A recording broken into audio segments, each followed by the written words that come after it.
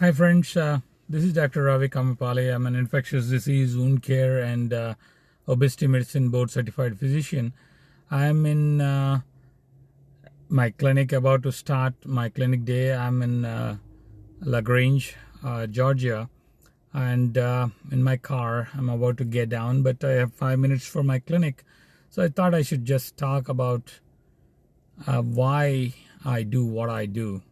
And sometimes, most of the time, I'm asked, why is an infectious disease doctor wanting to talk about obesity and all the other things that I keep trying to make an impactful change for? I mean, I say to them, why not? The reason I see is huge problem. I've been a doctor since 1995, and I tried to learn different aspects of care delivery methodologies, including wound care, which I eloquently try to kind of teach around the world. But as I do that, I do understand that if I don't really focus and figure out the real root cause, I'm just not going to help the patients that I see suffering. So, why obesity?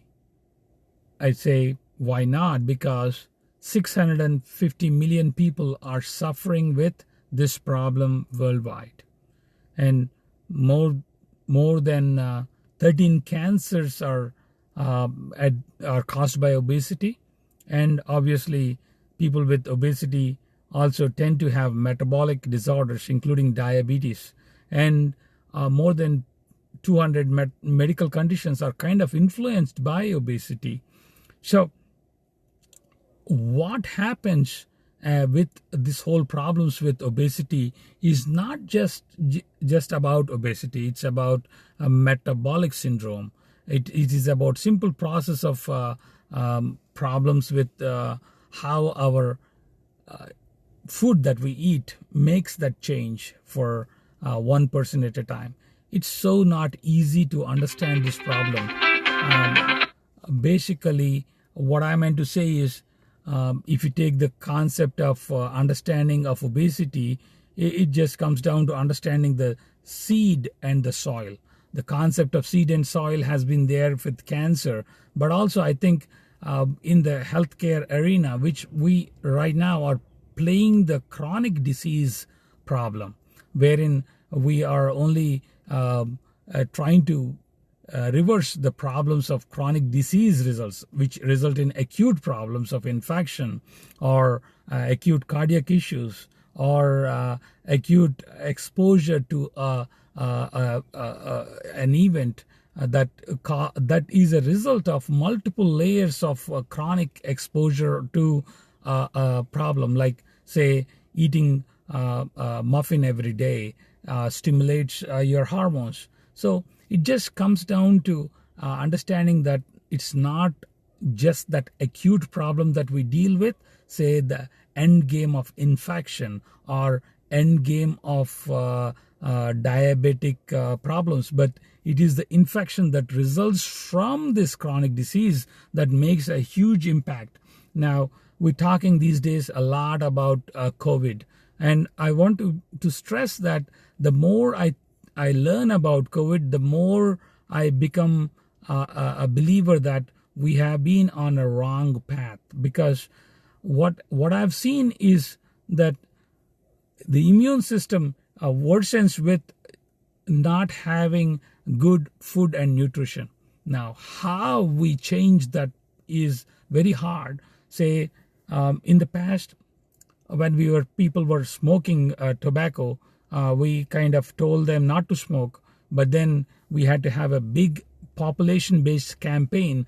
Now, also rules that were made to say that, okay, don't smoke in the planes, don't aeroplanes, don't smoke in public places, don't smoke in hospitals.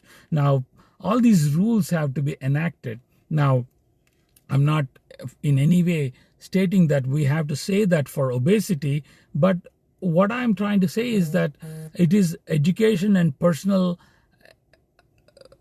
knowledge that has to be done. Like, for people who understand this, and okay, I understand that smoking is not good for me, so I should not smoke.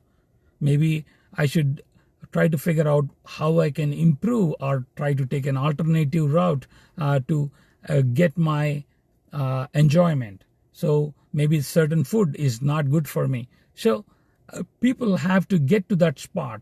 So that needs a lot of education. So one doctor, one physician, one clinician will not be able to do it until an educational route of empowerment comes to that. So I'm not espousing that we need to pass rules and legislations, but I think main problem, like I stress in healthcare, is 5 things, which I call a cost apart thinking, which is number 1, communication. We need to communicate better. The providers like me or doctors and the nurses or communication processes have to improve.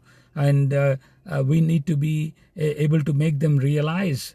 Then once they realize, then we need to make them understand. And once we understand it, then we have to help them implement. Say, if you have a restaurant, I guess my friend Mogan Naidu from Malaysia is on the thing here with Facebook Live. Hi, Mogan. I mean, he has a restaurant, but But what I want to say is maybe he needs to personalize the food and nutritional aspects of care delivery processes for his patients and devise a personalized nutrition for them. So how does one empower the end person to make that happen? Personalization. So once you do that, once they realize, then they personalize, then implement. We have to implement that change for that one person and then go back and reevaluate. So it's all about people, process, and technology using this cost apart thinking and making that impactful change, not just in US, but across the world. And hopefully this message can be relayed. And then, by the way, we are trying to do that here in Georgia, of all the places, along with my friend Dr. Kamepalli, and also we are trying to do that across in India with a society called Indian Podiatry Association. And my friend Mogan Naidu is on the call on this call today, and if he wants to come on, I will try to bring him on, but I don't know how to do that, I guess. But what I'm trying to say is with Indian Podiatry Association, we are trying to propagate the knowledge of wound care. But even with that, when I'm trying to do wound care, it's still the end game of medicine. But I want to prevent my own business now. Preventing your own business is not a good thing with a business sense, but it makes real healthcare sense that prevention is where healthcare has to focus. And I know for sure that at least in my lifetime and hopefully in the future, we'll have that impactful change happen. And thank you for watching and giving your 5 minutes for this. And hopefully we will be able to make that impactful change one person at a time. And giving up is not an option.